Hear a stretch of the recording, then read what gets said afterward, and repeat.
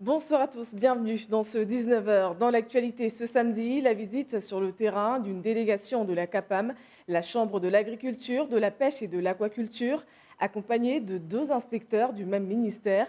L'objet du déplacement, se rendre compte de nombreux projets des professionnels mahorais, mais aussi de leurs obstacles. Bibi, Mariam Halidi et Atoumani Stimba les ont suivis. Sur cet emplacement, un projet d'un ponton pour les pêcheurs de Chiconi est à l'étude. Le secteur devant être développé, la Chambre de l'agriculture et de la pêche se veut optimiste malgré sa situation financière délicate. On a une dette de 1,1 million, donc la plupart c'est des dettes fournisseurs et aussi des dettes depuis la rupéisation en 2014.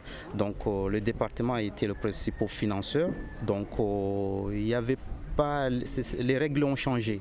Donc le département ne peut pas financer la CAPAM comme il faisait avant, en 2014. Donc il faut jouer le champ concurrentiel. Autre projet à l'étude, la PEBADOM, agriculture, petite biodiversité agricole, un système d'irrigation qui permettra aux agriculteurs mahorais de produire des bananes de manière permanente toute l'année. Ce qui est intéressant aujourd'hui, c'est qu'on a pu mettre de l'eau sous 2 systèmes différents, c'est-à-dire du goutte à goutte sur pied du bananier et de l'asperceur. On essaie de valoriser cette production-là en mettant des produits que nous on connaît, qui ne vont pas se mettre en compétition, qui vont donner, mais qui vont amortir la parcelle. Et là, on est en phase, que ce soit à Mayotte ou dans les autres DOM, on est vraiment en phase de planification de la programmation. Normalement, ça va jusqu'à la fin de l'année 2020. C'est là où on aura, à travers un séminaire, chacun exposera ses résultats. Pour faire avancer ces projets, 2 inspecteurs du ministère de l'Agriculture et de la Pêche se sont rendus sur le terrain pour mieux évaluer les besoins d'accompagnement de la CAPAM. Donc c'est important qu'on puisse être sur le terrain aujourd'hui, voir les activités de pêche qu'on a vues ce matin, avec le projet qui nous a été présenté de débarquement des poissons, de conditionnement des poissons, et maintenant sur un projet d'irrigation qui est un projet de développement de l'agriculture au plan local grâce à l'accès à l'eau. Et ce qu'on voit cette semaine, puisqu'on est là plusieurs jours avec les dirigeants de la CAPAM, c'est en quoi on peut soutenir la CAPAM pour l'avenir dans le développement de son activité. Ces projets lancés par la CAPAM concernent 7 pontons dans l'île pour le secteur de la pêche et 10 parcelles d'agriculture pour le système d'irrigation.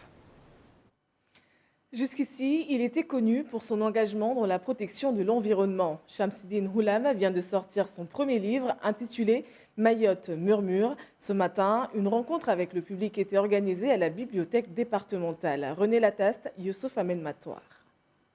En début de conférence, l'auteur fait un résumé de son livre Mayotte murmure. C'est son premier.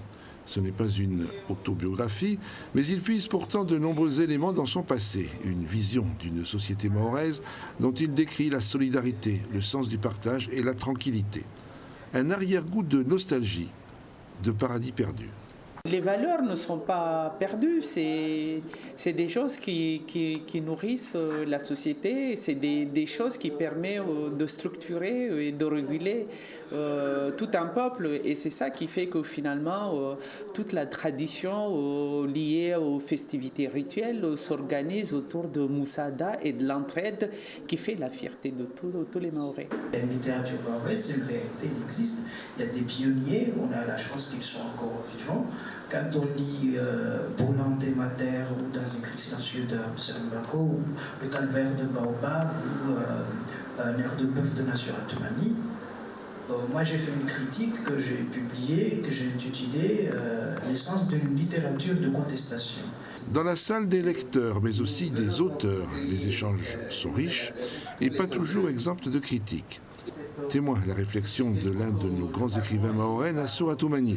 Il revient sur l'édition de ce premier livre. Une édition à compte d'auteur où il a fallu que l'auteur verse de l'argent pour être édité. Une pratique qu'il condamne.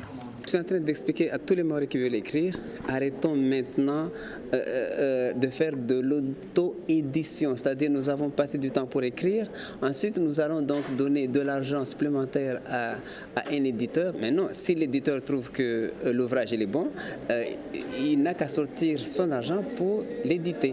Et voilà. Et donc arrêtons d'encourager les uns et les autres à tout prix pour se faire éditer, à donner, à débourser une certaine somme qu'il peut à la limite utiliser dans sa famille.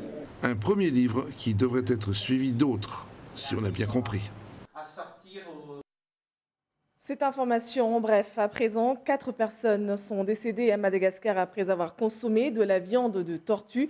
Une soixantaine d'autres personnes ont été intoxiquées, selon nos confrères du journal de Mayotte. D'ailleurs, à Madagascar comme chez nous, cette pratique, le braconnage du tortue, est une pratique courante. Pourtant, il est strictement interdit de la capturer et de consommer sa viande. Dans une semaine, il faudra élire les eurodéputés. Et justement, l'euro est plus que jamais un enjeu de campagne. Il a fallu du temps pour se familiariser et l'accepter. Les années ont passé, mais la monnaie commune des pays de l'Union européenne ne fait toujours pas l'unanimité. Voyons ses avantages et ses inconvénients. Franchement, on serait sans doute mieux sans l'euro. Il y a tout juste 20 ans naissait l'euro, remplaçant ainsi 11 monnaies. Les bonnes fées qui se sont penchées sur son berceau étaient pleines de bonnes intentions. Oh, le beau bébé! En fixant les taux de change, elle mettait fin aux guéguerres monétaires et aux spéculations sur les devises. Si, signora, mes fraises sont les moins chères. Nein, ce sont les miennes. Pendant 10 ans, ça a plutôt bien marché. Paul, citoyen européen, a pu voyager en Europe facilement, comparer les prix, acheter sa maison avec des taux d'intérêt plus stables et plus bas. Yeah, trop cool. François, entrepreneur, a trouvé de nouveaux investisseurs pour son business. Il a pu grossir en garantissant à ses clients des prix stables et s'est même mis à exporter sur tout le marché européen. Mais la crise de 2008 a jeté le chaos sur la zone euro. Les règles du clan euro sont bien trop rigides pour leur permettre de réagir rapidement. Interdiction de dévaluer la monnaie, interdiction de creuser la dette et pas d'augmentation excessive des prix. Résultat, quand l'économie va mal, on rentre moins d'argent, on ne peut pas jouer sur la valeur de l'euro, donc pour équilibrer le budget, les gouvernements doivent taxer davantage les salaires et réduire les dépenses publiques. Pour ma retraite, s'il vous plaît. Alors, faut-il sortir de l'euro ? Bonsoir. La question n'est plus de savoir si l'on va sortir de l'euro, mais quand et dans quelles conditions. Certains n'en sont plus si sûrs. Moi, j'avais évolué sur la sortie de l'euro pendant ma campagne présidentielle, parce que les Français ne la veulent pas. En fait, selon certains spécialistes, revenir au franc serait assez risqué. L'Institut Montaigne, par exemple, a calculé que notre monnaie pourrait perdre 15% de sa valeur. Conséquence, Paul devrait payer son essence et son iPhone plus cher, alors que son épargne, elle, vaudrait moins d'argent. Bon, finalement, je prendrais que 5 litres. Il devrait contribuer davantage au remboursement de la dette, qui pourrait exploser, et risquerait peut-être de perdre son emploi s'il y a récession. Quant à François, l'entrepreneur, le retour des frais de change et la dévaluation risqueraient de compliquer son business. Surtout s'il importe sa matière première de l'extérieur de l'Europe, car les prix vont augmenter. T'as pas un Doliprane ? Ce tableau ne serait pas aussi noir pour un petit groupe d'économistes, dont Jacques Sapir et Jean-Jacques Rosa. Ils pensent au contraire que revenir au franc permettrait de relancer la croissance. En tout cas, ce qui est sûr, c'est qu'une sortie de l'euro ne se fera pas sans turbulence pour notre économie. Et pour limiter la casse, il faudra des hommes politiques très compétents pour redresser la barre. Et pendant ce temps, la France reste la destination mondiale la plus prisée. Les chiffres le confirment. 2018 a été l'année de tous les records. Près de 90 millions de visiteurs pour 56 millions de recettes. Un succès hexagonal seulement, puisqu'on le sait, chez nous, le tourisme a du mal à décoller. Le gouvernement semble avoir pris la mesure pour les Outre-mer. Le sujet est signé Gervais Nietzsche, Philippe Hernando. C'est l'une des principales mesures annoncées lors du 4e comité interministériel du tourisme tenu sous l'égide du Premier ministre Édouard Philippe. La mise en place d'un plan pour booster l'emploi et la formation dans le secteur touristique. Dans les départements et territoires d'outre-mer, ce plan concerne notamment le service militaire adapté. Le service militaire adapté qui est un grand succès en outre-mer, qui forme beaucoup de jeunes et leur permet d'avoir un avenir, va ouvrir aussi des sections dans le domaine du service et du tourisme. Et je crois que ça va permettre tout de suite à des jeunes, là où il y a beaucoup d'emplois dans ce secteur, de pouvoir avoir un pied à l'étrier. C'est pour quand ? Et ça, c'est pour la rentrée. En France, aussi bien dans l'Hexagone que dans les Outre-mer, le tourisme représente 2 millions d'emplois. L'année dernière, 100 000 postes n'ont pas été pourvus dans le secteur. L'un des enjeux pour les années à venir, c'est d'attirer vers l'industrie touristique les jeunes, y compris ceux des Outre-mer. Un rendez-vous spécifique et dédié aux Outre-mer a été acté ce matin.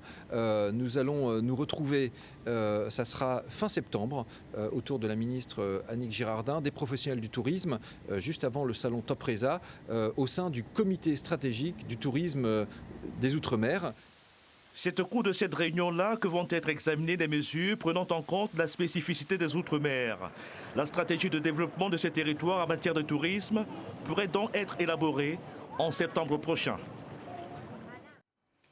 Fin de cette édition. Dans un instant, la météo suivie du journal en mahorais. Et vous avez également rendez-vous tout à l'heure avec Miss Baoudine Bakar dans l'invité de la semaine. Il reçoit Zainal Ibrahim, une mahoraise qui réside à Londres et travaille dans une grande enseigne. Son parcours, son expérience et ses idées à découvrir dans quelques instants. Demain, Alda Halidi aura le plaisir de vous informer. Excellente soirée à tous et merci de votre attention.